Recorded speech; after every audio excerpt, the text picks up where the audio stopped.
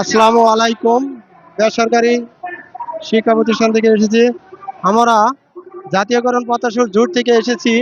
আমাদের দাবি হইতেছে 20% বাড়ি ভাড়া, চিকিৎসা ভাতা 1500 টাকা এবং সার্বজনীন বদলি।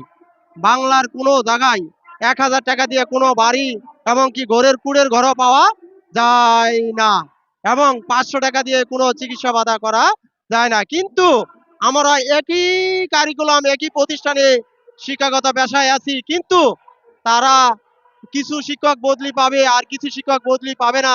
এটা কোনোভাবে মেনে নেওয়া যায় না। আমরা অনেক অবহেলিত এবং একবার যদি আমি শেরপুর জেলায় যাই, কিন্তু আমার এই কুমিল্লা থেকে যাওয়া আসা এবং 2000 টাকা গাড়ি ভাড়া লাগে। কিন্তু এই সরকার আমাদের জন্য অল্প কিছু টাকা খুব বরাদ্দ দিয়েছে চিকিৎসা ভাতা এবং বাড়ি ভাড়া।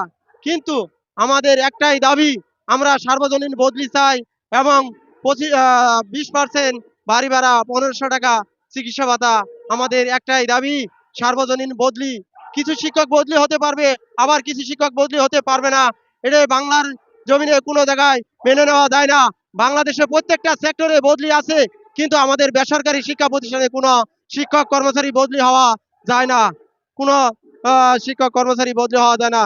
কিন্তু আমাদের যদি জাতীয়করণ এমনকি ট্রান্সফার সিস্টেম করা হয়, তাহলে আমাদের শিক্ষার মান আরো বেশি ভালো হবে।